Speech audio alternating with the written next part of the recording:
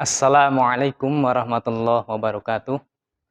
Alhamdulillah wassalatu wassalamu ala Rasulillah. Asyhadu an la ilaha illallah wahdahu la syarikalah wa asyhadu anna Muhammadan abduhu wa rasuluh.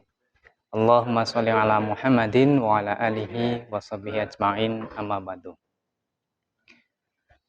Jamaah yang kami hormati, meskipun tidak bisa dilihat, namun insya Allah tetap ada di hati. Insya Allah. Alhamdulillah, hari ini kita insya Allah akan belajar bersama-sama terkait dengan ayat-ayat Allah Subhanahu wa Ta'ala yang barangkali ketika kita tidak membaca, namun kita cukup mendengarkan, insya Allah termasuk orang yang akan mendapatkan pahala. Namun sebelumnya, mari kita selalu bersyukur kepada Allah atas segala kenikmatan yang Allah berikan kepada kita. Yang barangkali di sekitar kita, di sekeliling kita, bahkan tetangga kita atau keluarga dan saudara kita, mungkin ada yang mendahului kita. Dan hari ini kita masih dipilih oleh Allah untuk hidup. Dan ini suatu prestasi, suatu rasa syukur yang perlu kita teruskan.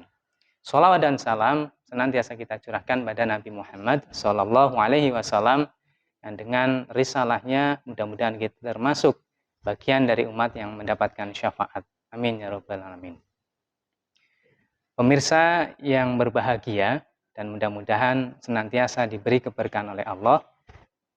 Dalam kesempatan ini saya akan menyampaikan sedikit dari Quran surat Al-Furqan, surat ke-25 ayat 28 yang berbunyi, Ya wailata laitani lam attakhid fulanan khalila.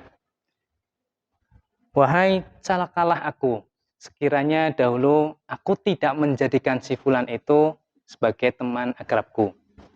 Nah, ayat ini turun atas kejadian dari pemimpin Quraisy, yaitu Uqbah bin Mu'id, yang kala itu beliau sebetulnya sudah punya keinginan atau punya rasa penasaran dengan Islam. Sampai suatu hari beliau mengadakan pesta, kemudian Nabi Muhammad SAW juga diundang. Sesampainya Nabi Muhammad di rumahnya Uqbah, kemudian beliau dijamu makanan dan disuruh untuk menyantapnya. Namun dengan kecerdikannya beliau, Nabi Muhammad SAW, beliau tidak mau makan sebelum Uqbah ini bersyahadat. Asyhadu an la ilaha illallah wa anna Muhammadar Rasulullah. Nah, spontan langsung saja Uqbah ini mau untuk bersyahadat. Karena memang pada saat itu, di zaman itu, orang yang menjamu makanan kepada tamunya, tetapi tamunya tidak mau makan, ini seperti keluarga yang tercela. Sehingga akhirnya Uqbah pun mau bersyahadat. Sampai dengan Uqbah ini bersyahadat, kemudian dia menyembunyikan syahadat ini. Dia masuk Islam, tetapi banyak orang yang tidak tahu. Nah, sampai akhirnya banyak orang yang di situ kemudian menceritakan bahwa Uqbah ini sudah masuk Islam.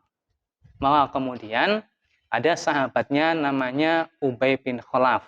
Ini juga pemimpin Quraisy yang sangat jahat. Saat itu kemudian bertemu. Dia kemudian mengunjungi Uqbah, kemudian tanya, Wahai Uqbah, apakah kamu telah meninggalkan agama nenek moyang kita? Kata Uqbah, ya, aku telah masuk Islam, telah bersyahadat. Nah, kemudian Ubay bilang kepada Uqbah, ya udah, kalau seperti itu, maka hubungan kita selesai. Urusan kita selesai, bisnis kita selesai. Karena Ubay ini terkenal orang yang jahat, namun sangat kaya dan ahli di bidang bisnis. Sedangkan Uqbah ini adalah partnernya. Nah, kemudian Uqbah bingung karena khawatir dengan dia selesainya berdagang atau berbisnis dengan si Ubay. Nah, kemudian pikir-pikir bagaimana caranya agar perdagangannya atau bisnisnya dengan Ubay ini tetap berlanjut. Maka ternyata Ubay ini menawarkan, kalau engkau kembali kepada nenek moyang kita, maka kita lanjutkan perbisnisan kita. Nah, ternyata Uqbah ini yang tadinya sudah Islam, ternyata berbalik kalah lagi. Nah, kemudian beliau kembali kafir, keluar dari Islam, yang kemudian di suatu hari itu Abu Jahal sedang bertemu dengan orang-orang Quraisy di situ, kemudian menanyakan, wahai pemimpin Quraisy, siapa di antara kalian yang berani menaruh kotoran unta ini di atas punggungnya Muhammad? Maka spontan saja si Uqbah ini angkat tangan. Nah, ternyata begitu angkat tangan, langsung saja dia mengambil kotoran unta, kemudian menuju ke Nabi Muhammad SAW, ditaruhlah kotoran unta itu di atas punggungnya Nabi Muhammad pada saat itu, padahal Nabi Muhammad sedang sholat.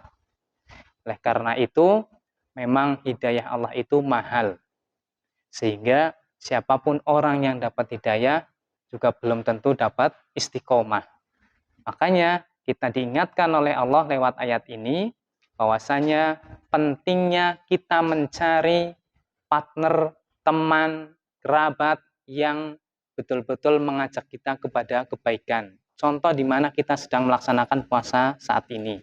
Di mana ketika kita puasa, kita berteman dengan orang yang soleh, maka dia selalu mengingatkan, yuk sahur, yuk beramal soleh, yuk berbuat baik, dan lain sebagainya. Namun ketika kita berteman dengan orang-orang yang tidak menjaga kesolehannya, maka kita juga bisa ikut-ikutan kepada hal-hal yang menjerumuskan kita kepada kemaksiatan. Mudah-mudahan dengan kesempatan ini, apa yang tadi saya sampaikan ada manfaatnya, dan apabila ada kurangnya, saya mohon maaf. Astagfirullahaladzim. Assalamualaikum warahmatullahi wabarakatuh. Dan ampun.